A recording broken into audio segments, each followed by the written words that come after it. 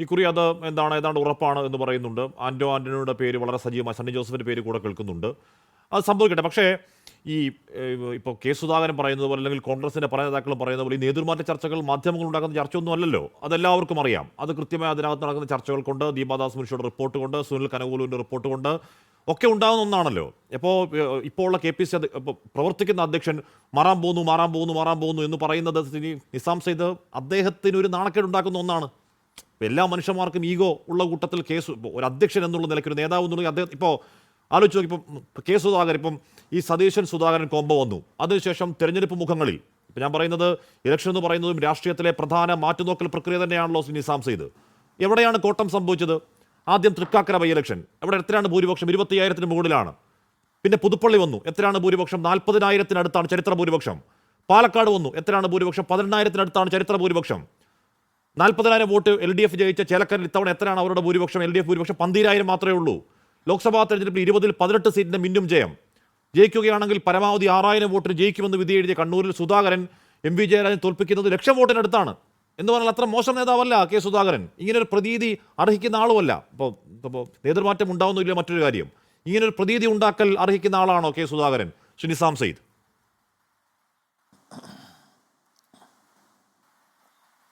K സുധാകരനെ ഏതെങ്കിലും രീതിയിൽ അപമാനിച്ച് KPC പ്രസിഡന്റ് സ്ഥാനത്ത് നിന്ന് പുറത്താക്കുകയാണ് എന്നൊരു തോന്നൽ എനിക്കില്ല. സംഭവിക്കുന്നത്, കെ സുധാകരനും ശ്രീ രാഹുൽ ഗാന്ധിയും മല്ലികാർജ്ജുൻ ഖാർഗെയുമായി കഴിഞ്ഞ ദിവസം കൂടിക്കാഴ്ച നടത്തി. ആ കൂടിക്കാഴ്ച ശ്രദ്ധിച്ചാൽ നമുക്ക് വളരെ കൃത്യമായി മനസ്സിലാക്കും, അതൊരു ഫെയർവെൽ മീറ്റിംഗ് ആണ്. കെ സുധാകരനെ രാഹുൽ ഗാന്ധി ആശ്ലേഷിച്ച് അകത്തേക്ക് കൊണ്ടുപോകുന്നു. ഇറങ്ങി വരുമ്പോൾ കെ സുധാകരനെ അനുഗമിച്ച് മല്ലികാർജ്ജുൻ ഖാർഗെ വരുന്നു.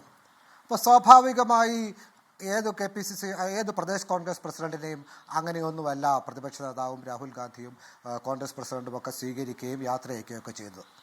അത് കെ സുധാകരനോട് KPCC പ്രസിഡന്റ് സ്ഥാനത്ത് നിന്ന് പുനഃസംഘടന ഉണ്ടായേക്കാം എന്ന കൃത്യമായ ഒരു സന്ദേശം നൽകി യാത്ര അയക്കുകയായിരുന്നു എന്ന് തന്നെയാണ് നമുക്ക് മനസ്സിലാക്കാൻ കഴിയുന്നത്. അത്തരം വാർത്തകളാണ് നമുക്ക് കിട്ടുന്നത്. അല്ലാതെ അദ്ദേഹം ഇപ്പോൾ അദ്ദേഹം പിറ്റേ ദിവസം നടത്തിയ പ്രതികരണം എന്ന് പറയുന്നത്, ഹൈക്കമാൻഡ് പറഞ്ഞാൽ ഞാൻ നിൽക്കും, ഹൈക്കമാൻഡ് പോകാൻ പറഞ്ഞാൽ ഞാൻ പോകും എന്നുള്ള വളരെ കൃത്യമായ പാർട്ടി ലൈൻ പിന്തുടർന്നുകൊണ്ട് തന്നെയാണ്. പക്ഷെ ഇന്ന് സണ്ണിക്കുട്ടി സാർ പറഞ്ഞ പോലെ തന്നെ മറ്റാരുടെയെങ്കിലും പ്രേരണയിലാകാം, അല്ലെങ്കിൽ അവസാനത്തെ നിസാം സെയ്ദ്, ഞാൻ പറയുന്നത് കെ സുധാകരനെ മാറ്റണം. ഇപ്പൊ ചില സംഘടനാ പ്രശ്നങ്ങൾ കാരണം, അല്ലെങ്കിൽ എന്തെങ്കിലും ആരോഗ്യ പ്രശ്നങ്ങൾ കാരണം കെ സുധാകരനെ മാറ്റണമെങ്കിൽ ഹൈക്കമാൻഡ് തീരുമാനമെടുത്ത് മാറ്റണമെന്നേ. ഞാൻ പറഞ്ഞത് കാലങ്ങളായി, മാസങ്ങളായി ഈ പറയുന്ന ഒരു വാർത്ത, ഈ ചർച്ച ഇങ്ങനെ ഏറിൽ നിർത്താന്ന് പറഞ്ഞാൽ അദ്ദേഹത്തെ അപമാനിക്കലല്ലേ നിസാം സെയ്ദ്? കോൺഗ്രസിന്റെ ഒരു രീതികളെക്കുറിച്ച് ഏകദേശം ഹാഷ്മിക്കും ധാരണയുണ്ടല്ലോ. കോൺഗ്രസ് വളരെ പെട്ടെന്ന് തീരുമാനങ്ങൾ എടുത്ത് നടപ്പിലാക്കുന്ന ഒരു സംഘടനാ സംവിധാനമുള്ള ഒരു പാർട്ടിയല്ല കോൺഗ്രസ്. അതിന് ചരിത്രപരമായ തന്നെ കാരണങ്ങളുണ്ട്. കോൺഗ്രസിലേക്ക് തീരുമാനങ്ങൾ പലപ്പോഴും അത് പൊതുവേദിയിൽ തന്നെ ചർച്ച ചെയ്ത്, അല്ലെങ്കിൽ പൊതുയിടങ്ങളിൽ ചർച്ചയായി കഴിഞ്ഞ ശേഷമാണ് കേരളത്തിലല്ല ഇന്ത്യയിലെ കോൺഗ്രസിൽ എവിടെയും തീരുമാനമെടുക്കുന്നത്.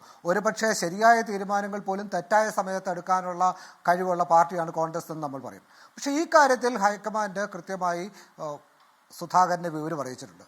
സുധാകരന് കേരളത്തിലെ കോൺഗ്രസിൽ കൃത്യമായ ഒരു റോൾ ഉണ്ടായിരുന്നു.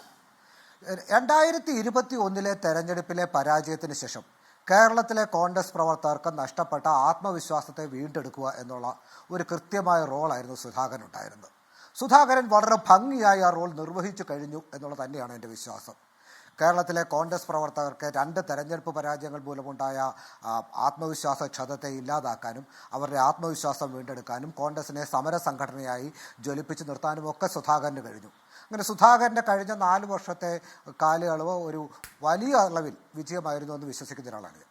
പക്ഷേ ഇപ്പോൾ സുധാകരനെ മാറ്റേണ്ട ഒരവസ്ഥ ഉണ്ടോ എന്ന് ചോദിച്ചാൽ, പല തലത്തിൽ പല കാരണങ്ങളാൽ സുധാകരൻ മാറണമെന്നുള്ളതല്ല, പുതിയ ആളുകൾ വരേണ്ട ഒരു കാലമായി എന്നുള്ള തോന്നൽ കോൺഗ്രസ് പ്രവർത്തകർക്കുണ്ട്. അത് ആരുടെയെങ്കിലും വ്യക്തിപരമായ ഒരു തോന്നലാണ് എന്ന് ഞാൻ കരുതുന്നില്ല. കേരളത്തിൽ കനകോലുവിൻ്റെ നേതൃത്വത്തിലുള്ള ടീം വളരെ വ്യാപകമായ അഭിപ്രായ ശേഖരണം നടത്തുന്നുണ്ട്. ആ എന്നെ തന്നെ 3 പ്രാവശ്യം അവരുടെ 3 ടീം വന്ന് കണ്ടിരുന്നു. അപ്പോൾ അത്തരമൊക്കെയുള്ള അഭിപ്രായ ശേഖരണത്തിൽ നിന്ന് അവർക്ക് ലഭിക്കുന്ന ഡേറ്റ വെച്ചാണ് തീരുമാനമെടുക്കുന്നത്. അല്ലാതെ ഏതെങ്കിലും ഒരു വ്യക്തിയുടെ ഇഷ്ടാനിഷ്ടങ്ങൾക്കനുസരിച്ച് ഇന്നയാളെ ഇന്ന വ്യക്തി നിർദ്ദേശിച്ചു എന്നുള്ളതൊന്നുമില്ല. വ്യാപകമായ അഭിപ്രായ ശേഖരണം നടത്തി വളരെ സയൻറ്റിഫിക്കായ ഒരു തീരുമാനത്തിലേക്കാണ് ഇതെത്തുന്നത് എന്നാണ് ഞാൻ കരുതുന്നത്. അതിന് ഉപോത്ബലമായ സാഹചര്യം ഒന്ന്, കേരളത്തിലെ കോൺഗ്രസിൽ നിന്ന് ക്രിസ്ത്യാനികളെ അടർത്തി മാറ്റാനുള്ള വളരെ ആസൂത്രിതമായ ഒരു ശ്രമം നടക്കുന്നു. ഉമ്മൻചാണ്ടിയുടെയും KM മാണിയുടെയും മരണശേഷം കേരളത്തിലെ ക്രിസ്ത്യാനികൾക്കിടയിൽ നേതൃത്വപരമായ ഒരു ശൂന്യത അനുഭവപ്പെടുന്നുണ്ട് എന്നുള്ളൊരു വാസ്തവമാണ്. ആ ശൂന്യതയിലേക്ക് കടന്നു കയറാൻ BJP വളരെ ആസൂത്രിതമായ ശ്രമങ്ങൾ നടത്തുന്നു. ജോർജ് കുര്യനിലൂടെയൊക്കെ BJP നടത്തുന്ന ശ്രമം കോൺഗ്രസിനെ ക്ഷീണിപ്പിക്കാനും BJPയെ വളർത്താനൊക്കെയാണ്. അതിൽ CPM വളരെ സന്തുഷ്ടരാണ്. മുനമ്പം വിഷയത്തിലൊക്കെ തീരുമാനങ്ങൾ വെച്ച് താമസിപ്പിച്ച് BJPക്ക് അനുകൂലമായ സാഹചര്യങ്ങൾ ഉണ്ടാക്കുന്നതിൽ CPM വളരെ ആസൂത്രിതമായ നീക്കങ്ങൾ നടത്തി എന്നാണ് ഞാൻ വിശ്വസിക്കുന്നത്. അങ്ങനെ BJPക്ക് ക്രിസ്ത്യൻ വോട്ടുകളിലേക്ക് കടന്നു കയറാനുള്ള അവസരം നിഷേധിക്കുക എന്നുള്ളത് ക്രിസ്ത്യാനികൾക്ക് നേതൃത്വപരമായ പ്രാതിനിധ്യം ഉറപ്പുവരുത്തുക എന്നുള്ളതൊക്കെ കോൺഗ്രസിനെ സംബന്ധിച്ചിടത്തോളം അടുത്ത തെരഞ്ഞെടുപ്പിനെ നേരിടാൻ വളരെ ആവശ്യമായ കാര്യമാണ്. ഏതെങ്കിലും ഒരു ക്രിസ്ത്യാനി എന്നുള്ളതല്ല, ക്രിസ്ത്യൻ വിഭാഗങ്ങളെ കൂടെ നിർത്തി പരിചയവും ക്രിസ്ത്യൻ വിഭാഗങ്ങളിൽ ക്രിസ്ത്യൻ നേതൃത്വങ്ങളിൽ സ്വാധീനമുള്ള ആളുകൾ കോൺഗ്രസിൻ്റെ നേതൃത്വത്തിലേക്ക് വരണം എന്നുള്ളത് വിശദമായ പഠനത്തിന് ശേഷം കോൺഗ്രസ് എത്തിച്ചേർന്ന ഒരു തീരുമാനമാണ് എന്നാണ് ഞാൻ മനസ്സിലാക്കുന്നത്.